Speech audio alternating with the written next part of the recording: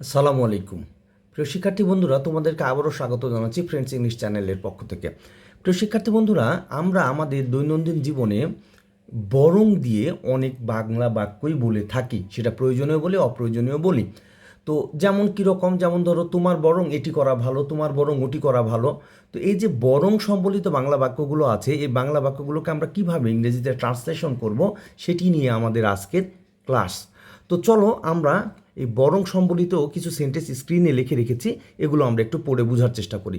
যেমন দেখো, প্রথমেই লিখে রেখেছি যে তোমার বরং অপেক্ষা করা ভালো। পরের সেন্টেন্সে দেখো, তাদের বরং যাওয়া ভালো, আমাদের বরং ধৈর্য ধরা ভালো, তাদের বরং বিষয়টি নিয়ে আলোচনা করা ভালো। প্রিয় শিক্ষার্থী বন্ধুরা, এখানে বলে রাখা ভালো, আমরা এই ধরনের সেন্টেন্সগুলো সাধারণত কাউকে উপদেশ বা পরামর্শ দেওয়ার জন্য ব্যবহার করে থাকি। তো এই বরং ভালো এই যুক্ত বাংলা বাক্যকে, সকল বাংলা বাক্যকে আমরা একটি স্ট্রাকচারের মাধ্যমে কিন্তু খুব সুন্দরভাবে প্রকাশ করতে পারি ইংরেজিতে। তো সেই স্ট্রাকচারটি কি, চলো সেই স্ট্রাকচারটি দেখে নিই। শিক্ষার্থী বন্ধুরা, আমাদের সেই স্ট্রাকচারটি হচ্ছে এই যে দেখো, subject plus had better plus V1। মূল কথা হচ্ছে এখানে যে বলবে, যে সাবজেক্ট সেটি বসবে, আর বরং ভালোর জন্য আমরা বসাবো হ্যাড বেটার। ওকে, এখন যে কাজটি থাকবে সেই কাজটি হচ্ছে আমাদের ভার্ব, আর এই ভার্বের বেস ফর্ম বা V1টা হবে আমাদের এখানে। এরপরে যদি আমার সেন্টেন্সে আর কোনো কথা থাকে বলার, তাহলে সেগুলো এই V1-এর পরে বসবে। এই জন্য দেখো আমরা ডট ডট দিয়ে রেখেছি। ঠিক আছে, তাহলে ব্যাপারটি নিশ্চয়ই বুঝতে পেরেছ। চলো এই বাংলা বাক্যগুলোকে আমরা ইংরেজিতে প্রকাশ করে ফেলি, তাহলে বিষয়টি আরও সুন্দরভাবে আমরা বুঝতে পারবো। তো দেখো, আমি এই যে এখানে উপরের বাংলা বাক্যগুলোই ইংরেজিতে প্রকাশ করার জন্য লিখে রেখেছি। দেখো, বোঝার চেষ্টা করো। তোমার বরং অপেক্ষা করা ভালো, তাহলে দেখো এখানে কি, তোমার বরং অপেক্ষা করা ভালো। তাহলে এখানে সাবজেক্টটা কে বলো তো? হ্যাঁ, সাবজেক্টটা তোমার। তাহলে তোমারের জন্য সাবজেক্ট, এই জন্য আমরা কি লিখেছি, এই যে দেখো হি লিখেছি, সরি ইউ লিখেছি। তাহলে ইউটা কি, ইউটা হচ্ছে আমাদের সাবজেক্ট, ইউটা হচ্ছে আমাদের এই স্ট্রাকচারের সাবজেক্ট। আর এই যে বরং ভালো, এই বরং ভালোর জন্য আমরা কি লিখেছি, হ্যাড বেটার। এই যে দেখো স্ট্রাকচারের হ্যাড বেটার। ঠিক আছে তো, এরপরে কি বলছে, V1 মানে কি, কাজ। তাহলে কি করা ভালো, এই যে দেখো অপেক্ষা করা ভালো। তাহলে অপেক্ষা করার ইংরেজি কি, ওয়েট। তাই আমরা এখানে কি করলাম, ওয়েট লিখে দিলাম। এটি হচ্ছে আমাদের V1। ঠিক আছে তো, ব্যাপারটি বুঝতে পেরেছো নিশ্চয়ই।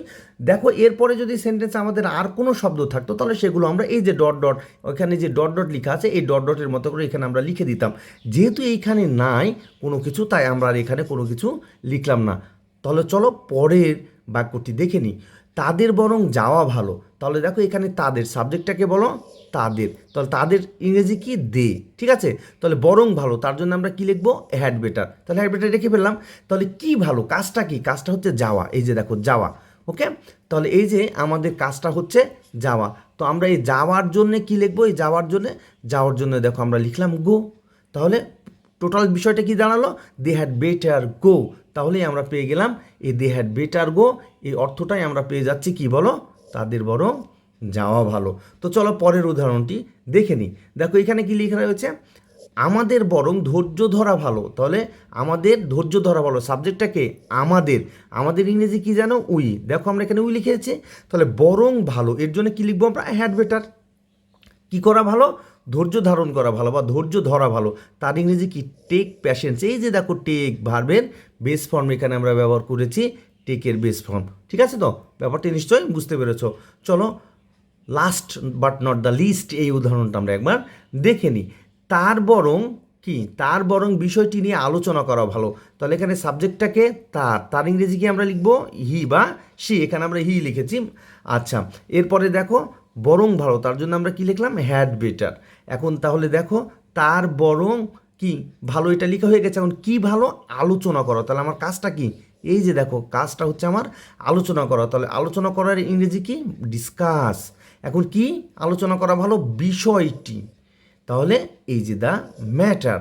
তাহলে টোটাল ব্যাপারটা কি দাঁড়ালো, they had better discuss the matter. প্রিয় শিক্ষার্থী বন্ধুরা, এইভাবে আমরা যদি প্রতিনিয়ত আমাদের লাইফে যে বরং ভালো এই জাতীয় যে বাক্যগুলো বলি, আমরা শুধুমাত্র এই একটি স্ট্রাকচারকে কাজে লাগিয়ে আমরা এই ধরনের সকল বাক্যকে ইনশাল্লাহ বলতে পারবো। তো আশা করি তোমরা বিষয়টি বুঝতে পেরেছো। দেখা হবে পরবর্তীতে নতুন কোনো ভিডিও নিয়ে। সে পর্যন্ত ভালো থাকো। আল্লাহ হাফেজ।